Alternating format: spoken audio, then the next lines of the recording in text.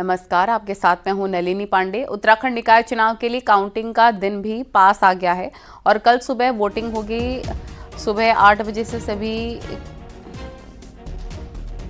Counting centres पर मतगणना होगी। इसके लिए तैयारियां पुख्ता हो गई हैं। सभी जिला मुख्यालयों के साथ हल्द्वानी, ऋषिकेश, कोटद्वार और रुड़की जैसे बड़े शहरों में भी वोटों की गिनती होगी। पूरे राज्य में निकाय चुनाव में करीब 66% वोटिंग हुई। वोटिंग के बाद स्ट्रांग रूम में बैलेट बॉक्स पहुंच गए हैं। प्रदेश के सबसे बड़े नगर निगम देहरादून में काउंटिंग रेंजर्स कॉलेज में होंगे। इसके लिए रेंजर्स कॉलेज में तैयारी पूरी कर ली गई है।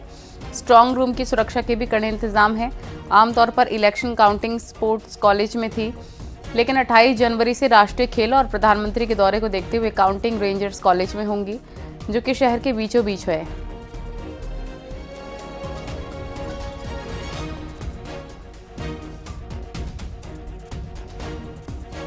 निकाय चुनाव के लिए अब काउंटिंग का इंतजार 25 जनवरी सुबह 8 बजे से काउंटिंग शुरू होगी। देहरादून की बात करें तो सबसे बड़ा नगर निगम 100 वार्ड और मेयर के लिए जो काउंटिंग होनी है वो रेंजर्स कॉलेज में इस बार हो रही है, क्योंकि महाराणा प्रताप स्पोर्ट्स कॉलेज में 28 जनवरी से राष्ट्रीय खेलों का आयोजन होना है। प्रधानमंत्री वहां पर पहुंचेंगे, इसलिए इस बार काउंटिंग सेंटर को बदला गया है। रेंजर्स कॉलेज में पूरी तैयारियां की जा रही हैं, सुरक्षा के इंतजाम किए जा रहे हैं और कल सबकी नजरें शहर के बीचों बीच पड़ने वाले इस काउंटिंग सेंटर पर रहेंगी। वो चाहे बीजेपी हो, कांग्रेस हो, पार्षद हो और या निर्दलीय उम्मीदवार हो, सबकी नजरें यहां पर रहेंगी। और अब इंतजार है सिर्फ 25 जनवरी सुबह 8 बजे का, जब काउंटिंग शुरू होगी। और देहरादून की अगर बात करें तो देहरादून में उस दिन नतीजे नहीं आते, क्योंकि बैलेट की गिनती होती है।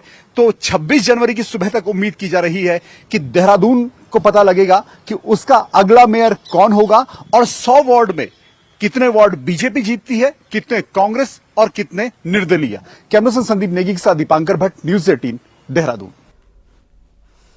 निकाय चुनाव की वोटिंग के बाद पॉलिटिकल पार्टियां गुड़ा भाग में जुट गई हैं। मतदान के जो रुझान सामने आ रहे हैं उससे बीजेपी नगर निगम की 4 सीटों को लेकर आशंकित है, तो करीब आधा दर्जन नगर पालिकाएं भी हैं, इसमें बीजेपी उलझी पड़ी है।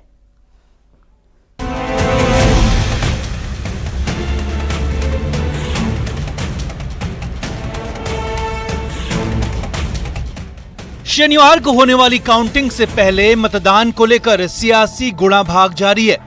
बीजेपी प्रदेश अध्यक्ष महेंद्र भट्ट का तो दावा है कि वो सभी नगर निगमों और 90% निकायों में जीत दर्ज करने जा रहे हैं, लेकिन सूत्रों की माने तो अंदरूनी हालात थोड़ा जुदा जुदा हैं। सूत्रों की माने तो बीजेपी सबसे ज्यादा आशंकित हल्द्वानी और रुड़की नगर निगम को लेकर है। हल्द्वानी में करीब 65% और रुड़की में 62% मतदान हुआ। यहाँ मुस्लिम वोटर्स की तादाद ने बीजेपी के समीकरण गड़बड़ा दिए हैं। ऋषिकेश और काशीपुर नगर निगम के चुनाव नतीजों को लेकर भी बीजेपी घबराई हुई है।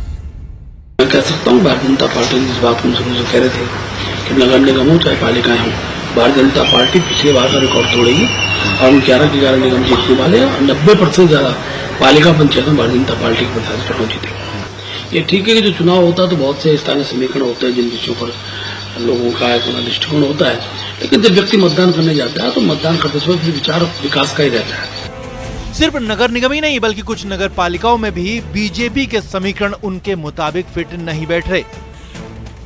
नगर पालिकाओं में रामनगर, उत्तरकाशी, बड़कोट, टिहरी, पौड़ी, बेरीनाग, रानीखेत, नैनीताल, भवाली, जसपुर, कालाढूंगी और बाजपुर नगर पालिका में भी बीजेपी माथापच्ची में जुटी हुई है। सूत्रों के मुताबिक यहां बागी और क्षेत्रीय समीकरण के बीजेपी की राह में रोड़ा बनने से स्थिति साफ नहीं है। बीजेपी का कहना है कि उसे रिजल्ट का इंतजार है, उसके बाद पार्टी समीक्षा भी करेगी और जब परिणाम आ जाएगा उसके बाद हम सभी सीटों की समीक्षा करेंगे और जहां जीते हैं वहां की भी समीक्षा होगी, जहां हारेंगे वहां की भी समीक्षा करेंगे और आगे के लिए, भविष्य के लिए बेहतर कैसे हो सकता है। नगर निगम हो या नगर पालिका, हार जीत का नेगेटिव या पॉजिटिव इम्पैक्ट सिर्फ निकायों तक नहीं रहने वाला। नतीजों के बाद बीजेपी में विधायक, मंत्रियों और पार्टी पदाधिकारियों तक भी इसका प्रभाव देखने को मिल सकता है। इसीलिए शनिवार के नतीजों का सभी को बेसब्री से इंतजार है। हालांकि देहरादून और हल्द्वानी जैसे ज्यादा मतदाता वाले निगमों में ये इंतजार थोड़ा सा लंबा भी खिंच सकता है। न्यूज़ 18 के लिए देहरादून से सुनील नौ प्रभात की रिपोर्ट।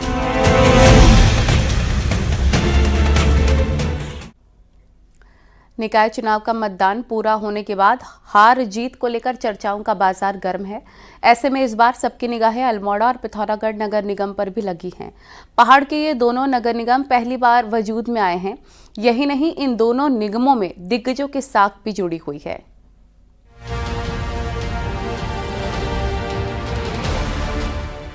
कुमाऊं के पहाड़ी जिलों में नगर निगम इस बार सियासी चर्चाओं के केंद्र में है। पिथौरागढ़ नगर निगम चुनाव शुरू होने के साथ ही बागियों के कारण राज्य भर में चर्चाओं में रहा है। यहाँ कांग्रेस हो या फिर बीजेपी, दोनों ही दलों को बागियों से जूझना पड़ा। बात अगर अल्मोड़ा की करें तो अल्मोड़ा में बीजेपी पहली बार कमल खिलाने का अरमान सजाए बैठी है। असल राज्य बनने के बाद जहां पिथौरागढ़ में बारी बारी से निकायों की सत्ता कांग्रेस और बीजेपी के पास गई, वहीं अल्मोड़ा सूबे के उन निकायों में शामिल है जहां कमल का फूल अभी तक नहीं खिल पाया है। लेकिन इस बार बीजेपी को इन दोनों निकायों से खासी उम्मीद है। जिस तरह से फीडबैक्स आ रहे हैं, मुझे लगता है कि बहुत अच्छे मार्जिन से हम नगर निगम अल्मोड़ा और नगर निगम पिथौरागढ़ दोनों में चुनाव जीतेंगे। और इसके लिए जो मतदाताओं ने आभार व्यक्त किया और साथ ही साथ मुझे लगता है कि धामी जी के विकास कार्यों पर यहाँ की जनता ने मोहर लगाई। अल्मोड़ा लोकसभा के इन दोनों निगमों से सियासी दिग्गजों की साख भी जुड़ी है। बात बीजेपी की करें तो केंद्रीय राज्य मंत्री अजय टमटा का ये लोकसभा क्षेत्र है, जबकि मुख्यमंत्री पुष्कर सिंह धामी भी इसी लोकसभा क्षेत्र से आते हैं। सीएम धामी इस क्षेत्र के विधायक तो हैं ही, साथ ही पिथौरागढ़ उनका पैतृक जिला भी है। बीजेपी नेताओं की तरह ही यहाँ कांग्रेस के नेताओं की भी साख दांव पर है। पीसीसी चीफ करण माहरा भी इसी क्षेत्र से आते हैं, जबकि पूर्व सीएम हरीश रावत का भी अल्मोड़ा गृह जनपद है। ऐसे में कांग्रेस ने भी उम्मीदों का दामन अभी तक थामा हुआ है। अल्मोड़ा और पिथौरागढ़ को नगर निगम बनाया गया और मुझे लगता है कि निश्चित रूप से जो ट्रेंड रहा है वो कांग्रेस के पक्ष में रहा और मैं समझता हूँ कि दोनों जगह हमारे जो महापौर के रूप में कांग्रेस का प्रत्याशी वहाँ पर पद में बैठेगा। पहली बार वजूद में आई ये दोनों नगर निगम किसकी झोली में जाएंगे ये तो काउंटिंग के बाद साफ हो पाएगा। लेकिन इतना जरूर है कि जब तक काउंटिंग पूरी नहीं होती है तब तक सभी की निगाहें यहाँ लगी हुई हैं। यही नहीं, जीत के दावों को लेकर नतीजों तक कोई कमी भी आने वाली नहीं है। न्यूज़ 18 के लिए किशन जोशी के साथ विजयवर्धन उप्रेती की रिपोर्ट। निकाय चुनाव में कांग्रेस को भी अच्छे रिजल्ट की उम्मीद है। 11 में से 5 नगर निगम कांग्रेस की अंदरूनी गणित पर फिट बैठ रहे हैं, तो वोटर लिस्ट और कुछ बूथ पर गड़बड़ी के बाद कांग्रेस काउंटिंग सेंटर्स पर नजरें टिकाकर बैठी है। देखिए रिपोर्ट।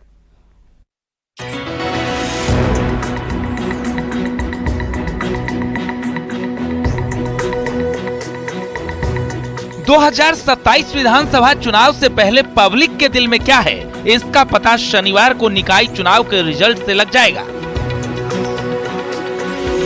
कांग्रेस निकाय चुनाव में अच्छे परफॉर्मेंस की उम्मीद कर रही है। खास तौर पर 11 नगर निगम का रिजल्ट कांग्रेस की पोजीशन बताएगा। कांग्रेस के अंदर से मिल रही खबरों के मुताबिक पार्टी 5 नगर निगम में जीत की उम्मीद कर रही है, तो देहरादून में कांग्रेस मुकाबले को बराबर मान रही है। जिन नगर निगमों में कांग्रेस को जीत की उम्मीद है उनमें हल्द्वानी, काशीपुर, रुड़की, श्रीनगर और ऋषिकेश शामिल है। 2018 की बात करें तो कांग्रेस 8 नगर निगम में से सिर्फ 2 नगर निगम कोटद्वार और हरिद्वार जीती थी। ऐसे में नए चेहरों को मौका देने वाली कांग्रेस को अच्छे रिजल्ट की उम्मीद है, तो वोटिंग के दिन दिखे माहौल से कांग्रेस को गड़बड़ी का भी डर सता रहा है। उम्मीद है कि भारी बहुमत से कांग्रेस निकाय चुनाव को जीतने जा रही है। खासकर नगर निगमों में 11 में से अधिकतर सीटें कांग्रेस जीतेगी, इस बात का मुझे भरोसा है। आइए कल का इंतजार करें और पूरी ताकत के साथ मतगणना में हम लोग रहें, क्योंकि कोई दिक्कत अगर आए किसी भी कैंडिडेट को तो हम लोग उसकी मदद करें। और मुझे डर है कि जिस तरीके से मतपत्र लूटने की कल कोशिश देहरादून में देखने को मिली, इस तरीके की जितनी चीजें कल को काउंटिंग में अगर गड़बड़ी हो, हम सब लोग तैयार रहें। मैं सभी आप सबसे अपील करता हूं कल अपने अपने क्षेत्रों में पूरी ताकत के संग बने रहें, ताकि प्रशासन कोई गड़बड़ न कर सके। हमारी जीत सुनिश्चित है। हमारे कार्यकर्ताओं का मनोबल बड़ा है। हमारे कार्यकर्ताओं ने, हमारे साथियों ने, कांग्रेस परिवार ने एकजुट होकर इस चुनाव में अपनी भागीदारी सुनिश्चित की है। हमारे वरिष्ठ नेता हों, चाहे हमारे कनिष्ठ सहयोगी साथी हों, सब ने, कार्यकर्ताओं ने, सहयोगियों ने पूरी ताकत के साथ, पूरी शक्ति के साथ, संसाधनों के अभाव के बावजूद मेहनत की है। परिणाम हमारे पक्ष में दिखाई दे रहा है। 2014 के बाद उत्तराखंड में कोई बड़ा चुनाव कांग्रेस के हाथ नहीं लगा। नतीजा ये कि 10 साल में कांग्रेस हर बड़ा चुनाव हारी है। लेकिन इस बार के निकाय चुनाव में कांग्रेस को अच्छे रिजल्ट की उम्मीद है, पर कमरे में लगाया गया कांग्रेस का गणित जमीन पर कितना फिट बैठता है, ये शनिवार को काउंटिंग के साथ ही साफ हो पाएगा। न्यूज़ 18 के लिए देहरादून से दीपांकर भट्ट की रिपोर्ट। उत्तराखंड नगर निकाय के नतीजे शनिवार को आएंगे और इससे पहले गुरुवार को हुई वोटिंग में गड़बड़ी की शिकायतें थमने का नाम नहीं ले रही हैं। शुक्रवार को कुछ लोग बूथ कैप्चरिंग की शिकायत लेकर चुनाव आयोग पहुंचे तो वोटिंग लिस्ट से हजारों लोगों के नाम गायब होने की शिकायत से चुनाव आयोग ने अपना पल्ला ही झाड़ दिया है।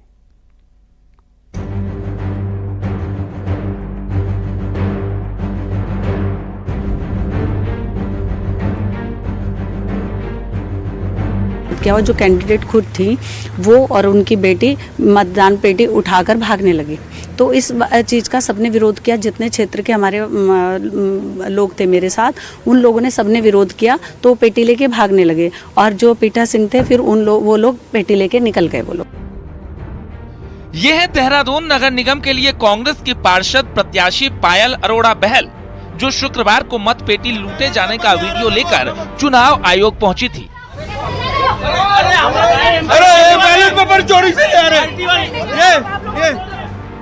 उनका आरोप है कि उनके बूथ पर मतदान कर्मियों की मिलीभगत से रात 10 बजे निर्दलीय प्रत्याशी मत पेटी लेकर भाग गए। गाड़ी के कैसे भाग रहे? ये लोगों पार्टी की ओर भगा रही है। उन्होंने आयोग से मांग की कि इसके लिए दोषी चुनाव कर्मियों से लेकर मत पेटी लेकर भागने वालों के खिलाफ कड़ी कार्रवाई की जाए। ये सिर्फ एक उदाहरण है। मतदान के दिन देहरादून से चमोली और हल्द्वानी से लेकर पिथौरागढ़ तक इसी तरह की अव्यवस्थाओं की दर्जनों खबरें आती रही। जरूरी कर्मचारी और ट्रेनिंग के अभाव में मतदान की प्रक्रिया बेहद धीमी रफ्तार से चली। नतीजा 5 बजे के बाद भी मतदान केंद्रों पर लंबी लाइनों के चलते कई लोग बिना वोट डाले वापस चले गए। सबसे ज्यादा चर्चाओं में रहा वोटर लिस्ट में एक दो नहीं, हजारों वोटर्स का नाम गायब होना। पूर्व मुख्यमंत्री हरीश रावत का नाम माजरा स्थित उनके बूथ की वोटर लिस्ट से गायब मिला। पिथौरागढ़ में पूर्व मुख्यमंत्री भगत सिंह कोश्यारी का नाम वोटर लिस्ट में था ही नहीं। बड़कोट, रुड़की, नैनीताल, देहरादून समेत कई जगह से मतदान में गड़बड़ी की शिकायतें मिली। 100 निकायों में जो चुनाव संपन्न हुए वो दुर्भाग्यवश आज तक उत्तराखंड राज्य के सबसे कमजोर, सबसे लचर और सबसे अव्यवस्थित चुनाव आज तक हुए हैं। उसके पीछे खैर बहुत सारे कारण हैं। ये जो बिल्कुल एक तरीके से लोकतंत्र की हत्या यहाँ पर उत्तराखंड राज्य में निकाय चुनाव में देखने को मिली है, क्योंकि ये पूरा का पूरा गैर जिम्मेदाराना और लापरवाही का एक पूरा ये जो माहौल उत्तराखंड राज्य निर्वाचन आयोग में, निश्चित तौर पर उत्तराखंड सरकार को भी जो है इस पर जरूर कोई न कोई कार्रवाई करनी चाहिए। ताज्जुब की बात तो यह है कि शुक्रवार को इधर कांग्रेस प्रत्याशी आयोग में लिखी शिकायत दर्ज कर रही थी, उधर निर्वाचन आयोग चुनाव में किसी भी तरह की गड़बड़ी और हो हल्ले से साफ तौर पर इनकार कर रहा था। वोटर लिस्ट से नाम गायब होने पर भी आयोग ये कहकर अपना पल्ला झाड़ दिया कि उसने वोटर लिस्ट चेक करने के लिए भरपूर वक्त दिया था। सभी जय व्यवस्थाएं बिल्कुल दुरुस्त थी। सभी जो हमारे कार्मिक थे उनकी प्रॉपर ट्रेनिंग जो है वो आयोजित करवाई गई थी। नाम जोड़ने, घटाने, संशोधन कराने का अवसर दिया गया था और ये एक पर्याप्त पीरियड था जो 5 दिसंबर से लेकर 23 दिसंबर का था। मतदान में हुई इन तमाम गड़बड़ियों को ही वोटिंग परसेंटेज में आई भारी गिरावट के लिए जिम्मेदार माना जा रहा है। 2018 में जहां 23 लाख मतदाता होने के बावजूद 70% वोट पड़ा था, वहीं इस बार 30 लाख वोटर्स होने के बाद भी सिर्फ 65% ही वोट पड़ा। इस बार 10,47,000 लोगों ने वोट ही नहीं किया, या यूं कहें कि अव्यवस्थाओं के चलते वोटिंग कर ही नहीं पाए। देहरादून से न्यूज़ 18 के लिए सुनील नप्रभात की रिपोर्ट।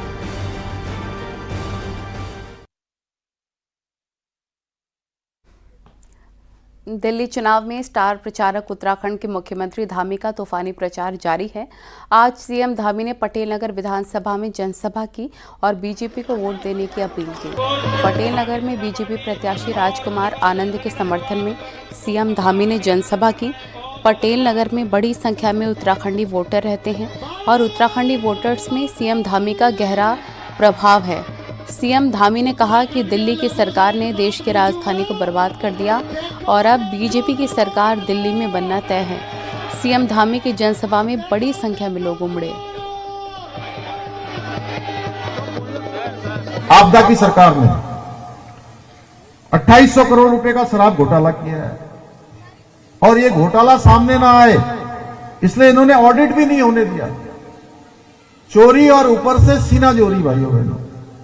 पिछले 10 सालों में इनकी सरकार ने क्लासरूम निर्माण में 1300 करोड़ रुपए का घोटाला किया है। एक और मोदी सरकार है जो देश में 11 करोड़ लोगों को नल से जल पहुंचा रही है। वहीं दिल्ली में अरविंद केजरीवाल की सरकार है जो जनता को टैंकर माफिया के भरोसे इन्होंने छोड़ दिया है। सीएम पुष्कर सिंह धामी ने दिल्ली सरकार पर करारा प्रहार किया। सीएम धामी ने कहा, दिल्ली सरकार से जनता बेहद परेशान है। आपने जनता से किए वादों को पूरा नहीं किया। सीएम धामी ने यह भी कहा कि दिल्ली की जनता ने परिवर्तन का मन बना लिया है और विधानसभा चुनाव में बीजेपी की बम्पर जीत होगी।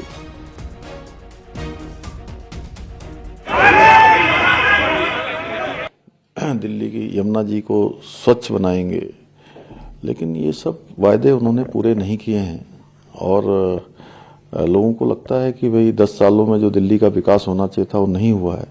और आज देश में जो डबल इंजन सरकारों का मॉडल चला है, उस डबल इंजन सरकारों को लोग बार बार मौका दे रहे हैं। उत्तराखंड में डबल इंजन सरकार होने के कारण से आज तेजी से विकास हुआ है। अभी हरियाणा में चुनाव हुए हैं, हरियाणा में फिर से डबल इंजन की सरकार बनी है।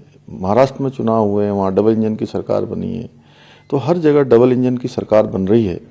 तो दिल्ली के लोगों ने भी इस बार, मैं दिल्ली के चुनाव में अनेक स्थानों पर गया हूं, मैं देख रहा हूं कि इस बार परिवर्तन की लहर है और यहां भी डबल इंजन की सरकार बनेगी। जो विकास यहां का रुका हुआ है वो विकास तेज गति से आगे बढ़ेगा। और अब आपको दिखाते हैं पहाड़ टॉप 10 न्यूज। अल्मोड़ा के मल्ला महल बूथ पर हुए हंगामे को लेकर आज कांग्रेस ने पुलिस थाने में प्रदर्शन किया। जिले की नैनीताल, भीमताल और भवाली नगर पालिका की मतगणना GGIC में होगी। इसके लिए तैयारियां पूरी कर दी गई हैं। पचवा जोन की 3 सीट विकासनगर, हरबर्टपुर और सेलाकोई में काउंटिंग को लेकर तैयारियां पूरी कर ली गई हैं।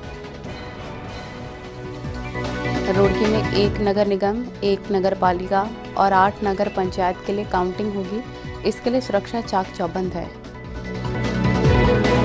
ऋषिकेश नगर निगम चुनाव की मतगणना IDPL में होगी। यहां काउंटिंग के लिए सारी तैयारियां पुख्ता कर ली गई हैं। कोटद्वार नगर निगम और दुगड्डा पालिका की मतगणना PG कॉलेज कोटद्वार में होगी। इसके लिए 20 काउंटर्स बनाए गए हैं। नेशनल गेम्स का शुभंकर मौली और मशाल तेजस्विनी के पौड़ी पहुंचने पर जोरदार स्वागत हुआ और आगे के लिए रवाना किया गया। अल्मोड़ा में हवाला बाग के पास घरों के बाहर गुलदार की चहलकदमी CCTV में कैद हुई, जिससे लोगों में काफी दहशत बनी है।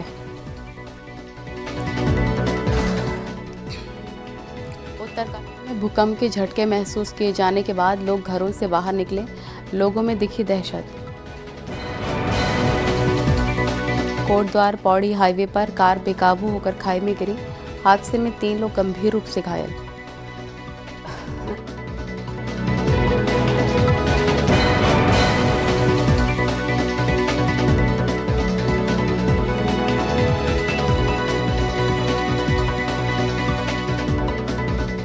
उत्तराखंड की धरती सुबह सुबह कांप उठी। उत्तरकाशी जिले में भूकंप के झटके महसूस किए गए, जिसके बाद तो लोग घबराकर अपने घरों से बाहर निकल आए। भूकंप से नुकसान की अभी फिलहाल कोई खबर नहीं है।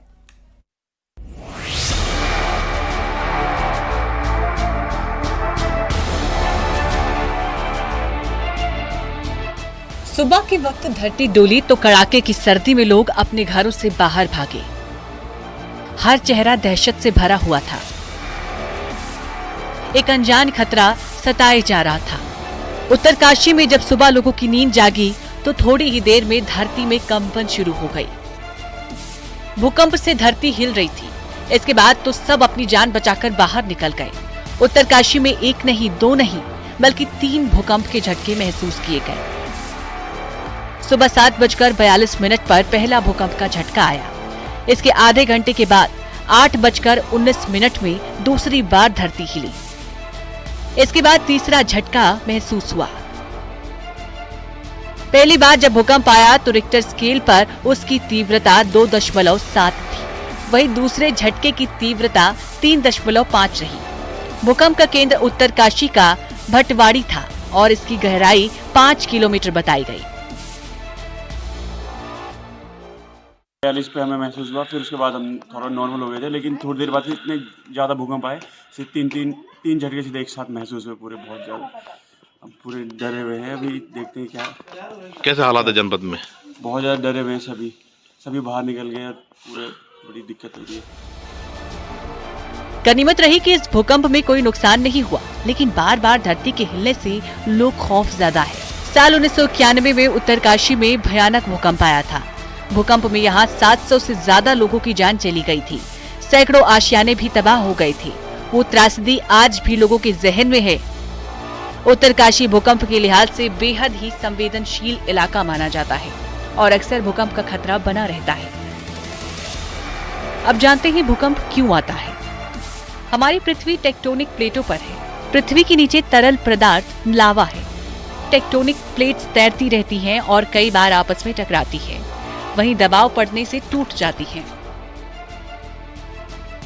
अभी 2 दिन पहले मेघालय और असम में भी भूकंप आया था, जिसकी तीव्रता 4.1 मापी गई थी।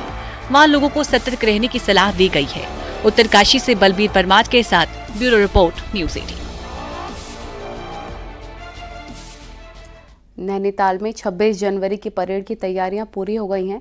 नैनीताल में पुलिस बल ने फ्लैट्स मैदान में फुल ड्रेस रिहर्सल की है। इस दौरान पुलिस टुकड़ियों ने परेड के साथ झांकियां निकाली। हालांकि निकाय चुनावों के चलते इस बार परेड के लिए भी दिक्कतें हुई, मगर बावजूद इसके परेड की तैयारियां पूरी कर ली गई। अब 26 जनवरी को नैनीताल के प्रभारी मंत्री रेखा आर्य परेड की सलामी लेंगे। हमने बहुत अच्छे ढंग से इस रिहर्सल को किया है। जो छोटी मोटी कमियां थी वो हमने उनको बताई हैं। हमें उम्मीद है कि 26 जनवरी के दिन वो अपना बेस्ट परफॉर्मेंस देंगे। साथ में ही पुलिस के जितने भी रिसोर्सेज हैं उनको भी हम यहाँ डिस्प्ले करेंगे। जितने भी मुख्य अतिथि हैं, शहर की गणमान्य जनता जो यहाँ पे आएगी, उनके सामने हम एक भव्य परेड का प्रदर्शन करेंगे। और आज यूपी का 76वां स्थापना दिवस है। उत्तराखंड के सीएम पुष्कर सिंह धामी ने उत्तर प्रदेश के सभी लोगों को स्थापना दिवस की बधाई दी है। सीएम धामी ने कहा कि सीएम योगी के नेतृत्व में लगातार विकास कार्य हो रहे हैं और वो भगवान केदारनाथ से प्रार्थना करते हैं कि ये विकास काम ऐसे ही आगे बढ़ते रहें।